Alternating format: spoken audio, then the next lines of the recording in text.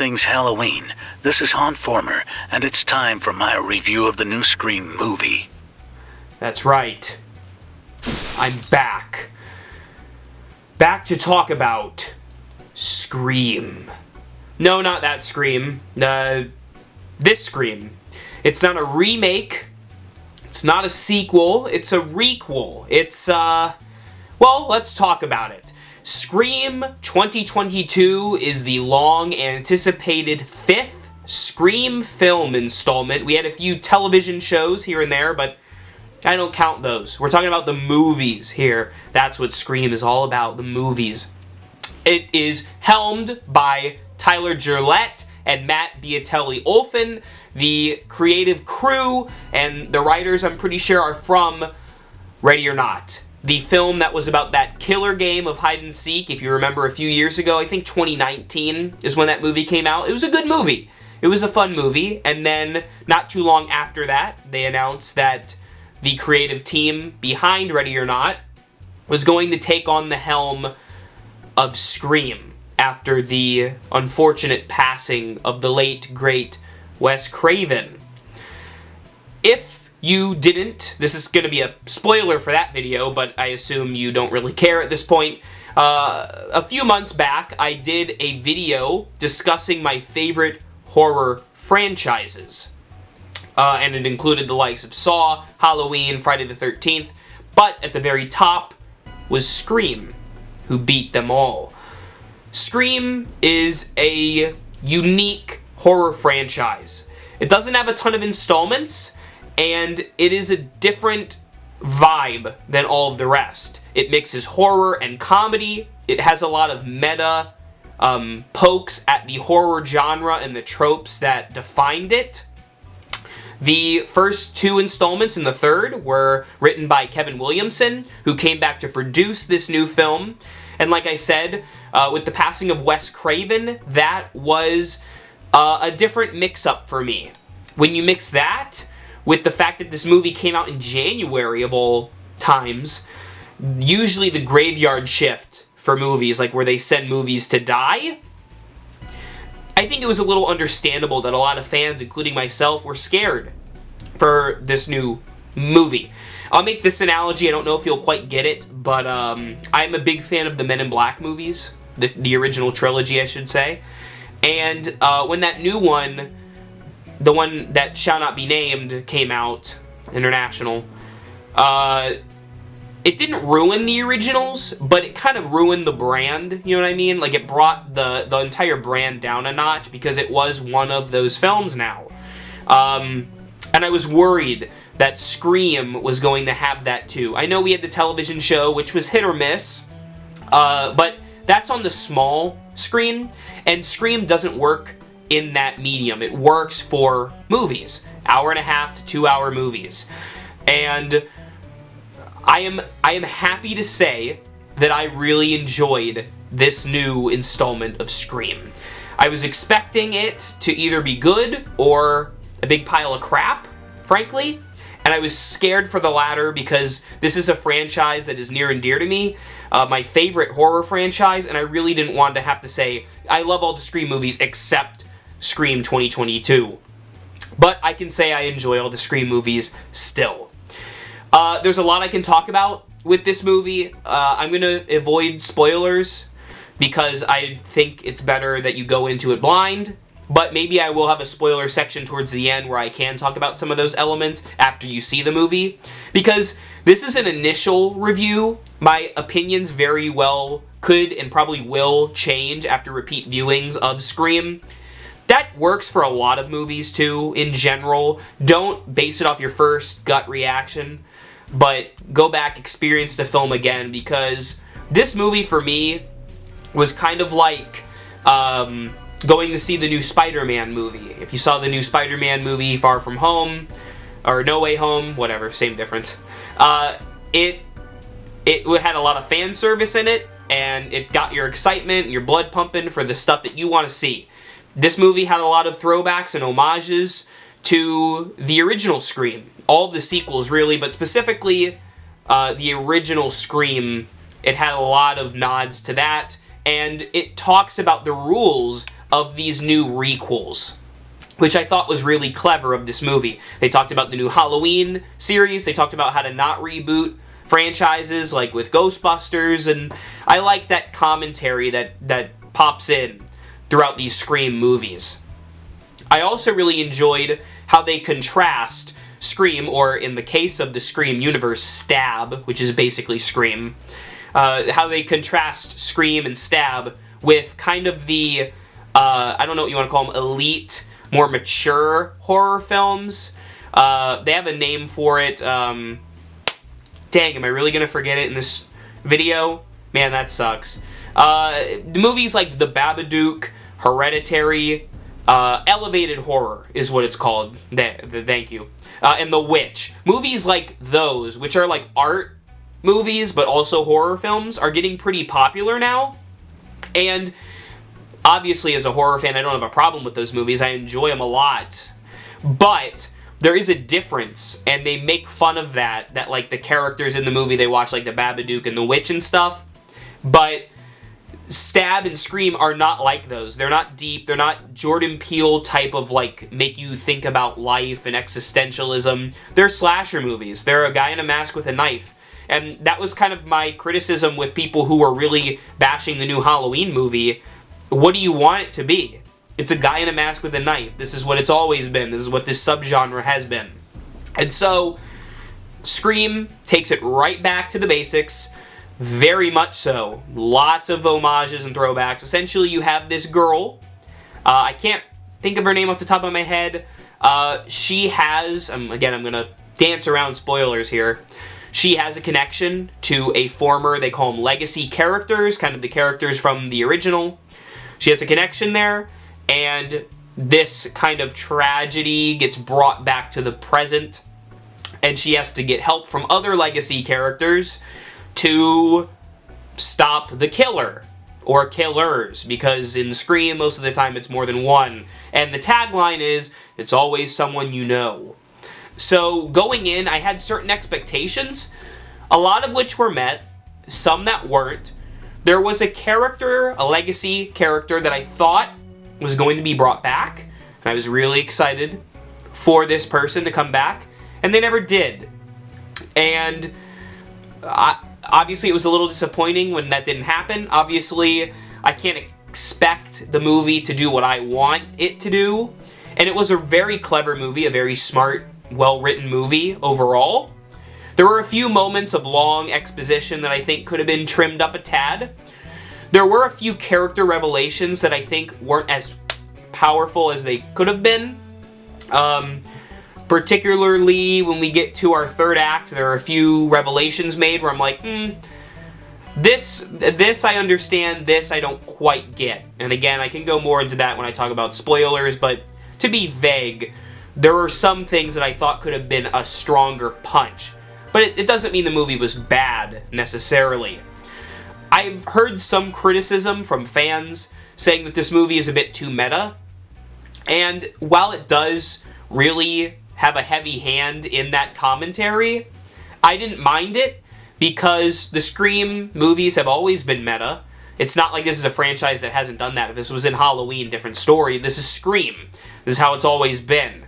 And I didn't mind it. I thought it was fine. I thought it was even funny at points. They talk about the original Scream movie, essentially, in this new Scream. It's almost like referring to itself and making fun of the fact that this movie, 2022 Scream, even exists. Making fun of requels and how they disrespect the originals. But this movie is far from disrespectful. Whether or not you consider this movie good or bad, I really think that Matt and Tyler and the writing team and the producers, including Kevin Williamson, really cared about the property of Scream. It's not a cash grab movie. I'm sure it'll make a lot of money. It's projected to make like $40 million. But it was strikingly reverent of those original Scream movies, specifically the original, with a lot of tributes paid to Wes Craven. Something that I think I clapped a little in the theater for, because they make a few references to Wes, and I won't go into what those are because I think it's better to see it for yourself. But it was touching because Wes was a horror icon, and he really defined the genre, especially with Scream. And I think this movie owes it to Wes, really. So it was sad to see him passed, but it's nice that this movie has carried that legacy forward. Whether you liked it or didn't like it, I think they tried, and that's more than I can say for a lot of projects being pumped out today.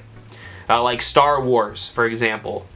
But regardless, Scream, it had a very good cast of characters. I got pretty connected with these new leads, which I think is important because when you have the legacy characters that we already know and love, you have to make these new characters fit that. You have to make us feel for them, and they did. Some of the secondary characters, a little less, but thought it was fine. They made a few shocking decisions in the movie, which I think some fans won't like, but I was fine with it because it's going to keep the stakes raised if they do any future installments, and just for the sake of this movie in and of itself. Music was good. Some ways they harked back again to the other Scream movies. I won't spoil it, but there are some nice things that were very welcomed as a horror fan. And they talk a lot about the horror fandom, the state of the genre itself, where it's going, where it has gone and been since the 90s. It was nice. It was nice to see. They even make references to certain other horror icons, let's just say. Again, I'm trying to be vague here because I don't want to ruin this movie for you. I will jump into spoilers shortly, but I will say, go check out the new Scream. As a big fan of all of the movies, I've seen them countless times, each of them, I can say that this one deserves its spot amongst those others. Is it my favorite? No, that goes to the original. Is it my least favorite? Probably not. That might go to Scream 3. I like that movie still. I have a soft spot for it. It's kind of a guilty pleasure, but I realize it's not perfect in movie standards. I don't know if it's as good as, like, 2 or 4. I'm not quite sure yet. I have to figure that out. I have to watch this movie more to get it. But as it stands, it cared about the franchise. It delivered a new, fresh installment with some new meta commentary, some good slasher fun, and it was a nice package altogether. The one other thing I can maybe criticize, which is getting really technical, is only for like movie people, is that I feel like they used a lot of close-up and medium shots, whereas Wes was really good with that eye to know that if the character and the killer are seen in the same shot, you get more tense because you can see what's happening, the action, instead of cutting shot, reverse shot between someone and the killer. They don't do it every time, but specifically there's the opening scene where it's hard to tell where the girl is in relation to Ghostface. So there are some things that I would tweak here and there, but overall, technically, it was very competent and well done. Alright, that's my review of Scream. I think overall, right now I'm going to stick with a 4 out of 5. Might go up to 4.5. I don't know. Might be pretty bold on my first initial viewing. We'll see. But point being, it was a good time. If you like Scream, you'll like it. If you're a casual fan, you'll probably like it too. May not catch every reference that they throw at you if you don't know the horror fandom very well, but there you go. Alright, time to talk about those pesky, pesky spoilers. Scream. Alright, I got the initial review out of the way. Time to jump into those pesky spoilers. Here we are. So, hopefully you saw the movie. If you're watching this, if not, sorry. You should go see it. Don't let me ruin it for you, but maybe you don't care, and that's fine. So the first big thing I'll say is that the main lead girl is Billy Loomis's daughter. Probably from another woman, not Sydney. It's not Sydney's daughter. I thought it was going to be, but it's not. And we actually see Billy Loomis in flashback kind of vision form, but it is the same actor, probably with some digital de-aging going on in the face region, and it looked pretty good. I was really shocked to see Billy. So the twist, I thought, in that legacy character that I thought was going to be returning, as a lot of Scream fanatics maybe theorized online, was Stu Macher. I thought Stu was coming back. There were a few lines at the beginning where Ghostface says, you know, who's the killer from the original stab, and she goes, Billy, and he goes, and Stu. There were a few lines like that, and especially when the climax of the movie was at Stu's house, I really thought he was going to be like the one pulling the strings of this operation, because whereas he did get his comeuppance in the first Scream, technically he's seen in the background of Scream 2, and it's always been a popular fan theory that he was still alive. I would have really liked that if you bring back the legacy hero characters, like Dewey, Sidney, Gale. It would also be nice to bring back a legacy villain, like Stu. I understand why they didn't bring him back. I get it, because if you haven't seen the other ones, then you might not know who he is. But as a fan, I think it would have been really cool to see. But that out of the question, it was still fine. The shocking revelation is that, again, spoilers, I warned you, it's the boyfriend, and it's that one girl. She was the one that I thought was a weak reveal, because I didn't quite get her character fully. I guess she was kind of the Stu, the side friend that just kind of helped out. And it was mainly the boyfriend, whom I guess I can see it if I go back and watch. I think he said he was a big fan of the Stab movies. He wanted to make a better sequel than Stab 8, because Stab 8 was stupid, and that horror icon people that I were mentioning were Dead Meat was actually, James and Chelsea were actually in the movie making a kill count joke of Stab 8, where Ghostface has a metallic mask and a muscle shirt and a flamethrower. It looked pretty awesome, but I like that funny commentary on look at how ridiculous these horror sequels get, like Leprechaun in Space, Leprechaun in the Hood, Jason Goes to Hell, all these crazy sequel movies when Jason goes to space and Michael Myers fights Busta Rhymes. Horror hasn't had a good track record of sequels. Thankfully, Scream has. So I'm glad about that. That was nice. Other things. I love that they used Red Right Hand. It wasn't in Scream 4, to my dismay, because apparently Nick Cave and the Bad Seeds didn't like how it was used in Scream 3, which I guess it's kind of understandable, although I love that version personally. But I'm glad it's back. Fit that scene that it's in very well. Fit the tone of the movie really nice. They do kill off now Sheriff, before previously Officer, Judy, which she wasn't a legacy character per se, but I was sad when she went, because I liked her in Scream 4. And they also killed off Dewey, which actually, it's funny. I was thinking of ideas for this movie, what they could do, potentially. This was months ago when they announced it, and I actually thought they were going to kill, they needed really to kill a legacy character off, because as much as I love Sidney, Gale, Dewey, and you don't want to see them go, if you want to keep the stakes raised, you got to start letting some of them go, or else they're going to be untouchable. And Dewey, I kind of predicted, but Dewey was the one that had to go. Great send-off, by the way, the character. Died in an act of bravery, but they made sure you knew that he was dead, because in some of the other movies he just gets stabbed or whatever. He gets like gutted in this. It's very brutal. Ghostface was very brutal in this movie, as he was in Scream 4, and it was a good closure to that character, and it lended itself well to having Gale and Sidney come to finish off Ghostface. It wrapped up that story really well. If they do another Scream, which is a possibility at this point, I could see them bringing back Gale or Sidney, or maybe even less. We don't really know.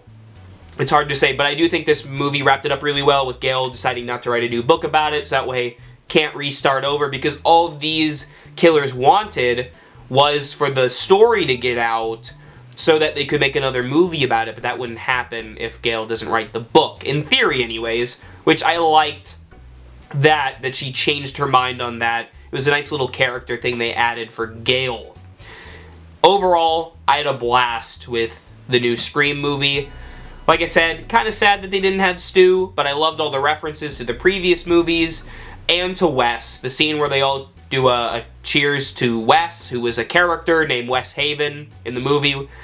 As they cheered to Wes, it was really touching and a great way to homage a horror icon, really. I've loved Scream ever since I saw the first one. I've seen all of them multiple times. This one will definitely be one that I'll have in my collection to watch with those other ones. I would like to compare a little bit because some of the shots I noticed were trying to emulate what the original did. Like I said, too many close-ups in that initial part with Ghostface, but I liked the commentary so much. Of course, Roger L. Jackson, so didn't really faze me too much Ghostface, but the shots of some of those close-ups were a little much, but it's okay, because the movie was pretty good. Let me know in the comments, what did you think about Scream 2022? And thanks for watching. And remember, as always, for all things Halloween, this is Hauntformer.